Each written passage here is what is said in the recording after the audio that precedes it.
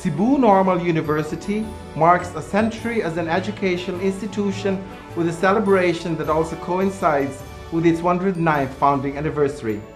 CNU hopes to maintain its great achievements over the century in building up a major institution of teacher education in the Asia-Pacific region through continuous and concerted effort and innovation. As chair of the CNU Centennial Celebration Committee, it was an honor and a privilege to have led the production of a video that captures the university's colorful history, its reinvention amidst current realities, and its zeal towards the future. People of the world, I now proudly present to you Pagsugid, the story of CNU's journey from good to great.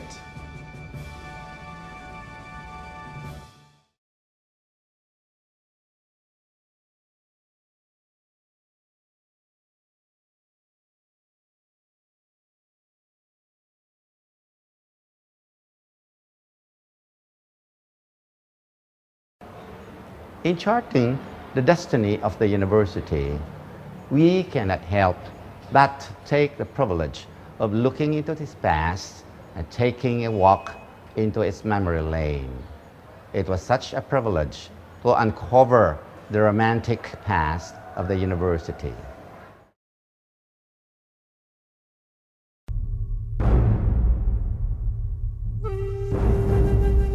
It was a war that could not be won on one front alone. It had to be waged to new frontiers. Looking at a people so long deprived of freedom and liberty, the Americans thought of a better way: education. From across the Pacific came a shipload of men and women who would soon set foot on the islands, bringing with it not guns and bullets, but knowledge and a load of good intentions. The task was not an easy one. In different corners, resistance came from a people still staggering from an almost endless period of forced subservience. The beginnings were not without casualty. Still, under duress, the works came through. The normal schools were strewn all over the islands.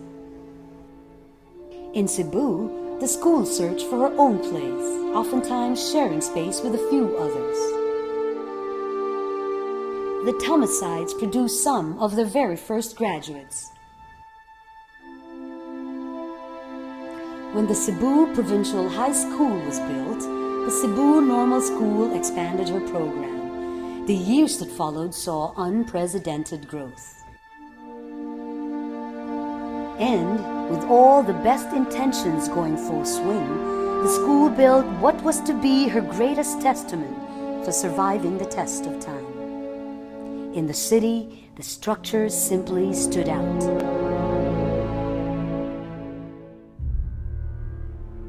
As the Philippine Commonwealth began to take shape, the school followed suit with a deluge of changes.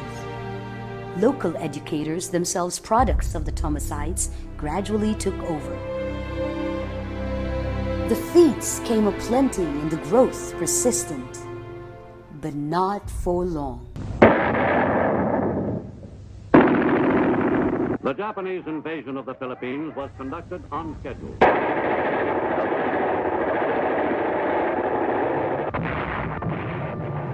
An empire from the north disturbed the peace. The school bore witness to the atrocities of the times.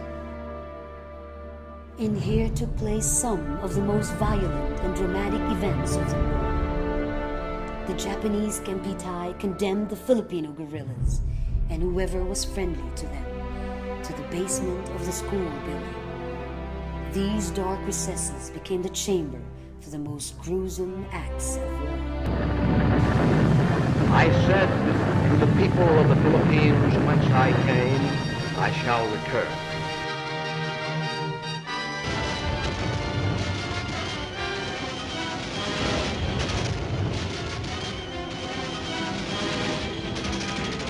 Then again, freedom was won. The building survived. And along with it, a refreshed institution that earned back her peacetime hopes. Her recovery was inspired and optimistic. Since then, the job was to constantly shape herself at its finest without losing sight of her reason for being, a leader in the field of teacher education. For the past 100 years, CNU has remained faithful to its flagship program, which is teacher education. In charting our destiny, we were bold in pursuing our enduring purpose of becoming a leading multidisciplinary research university of education committed to build a strong nation. The CNU graduate must not be just an ordinary successful teacher, but must become a high-performing teacher leader equipped with competencies in the application of pedagogical skills as well as the use of the natural and behavioral sciences and the humanities into the teaching career.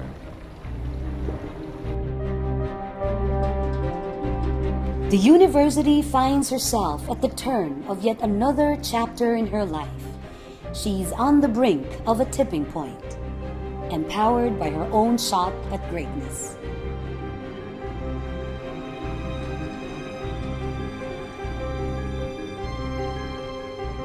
At no other time in her history but now, that the university saw a growth as dramatic and exponential as it is.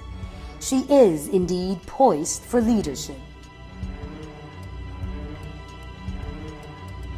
The efforts over the current years have been geared towards propelling a wide-ranging and holistic leap from its old form to an era of maturity and modernity. In keeping with the national and international standards of quality education, the university has addressed critical points of quality assurance, especially in the area of faculty and instruction, research and extension, facilities and laboratories. In the area of faculty and instruction, the university has enjoyed the esteem and respect from the educational community of having a 100% compliance of the required basic educational qualification, which is a master's degree. The university also has a good number of professors possessing the doctorate degree. In the area of research, the university has produced publishable research projects in refereed national and international journals. For extension, the university has launched the e-help program. E means education, H means help, E means environment, L for livelihood, and P for peace. And the service area is Capotatan Norte, up there in Medellin. To manage the complexities of the future, the university holds sacred her autonomy for learning, keeps a critical eye onto herself, clears the blinders that distort her vision of the realities around.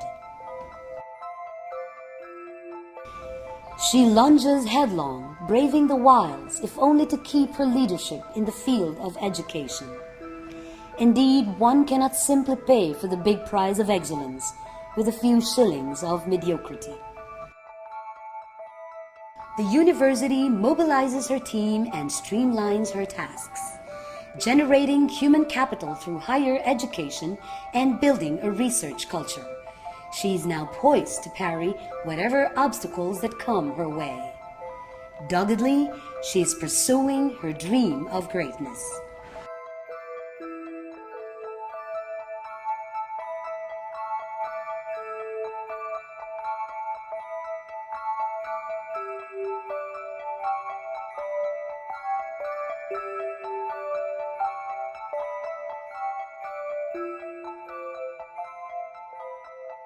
The Americans built CNU in 1902 with all good intentions. Through the years, these good intentions were metamorphosed into great expectations. Today, CNU enjoys the status of a full chartered autonomous university. At 100 years, CNU has all the reasons to celebrate and tell the world her story, from good to great.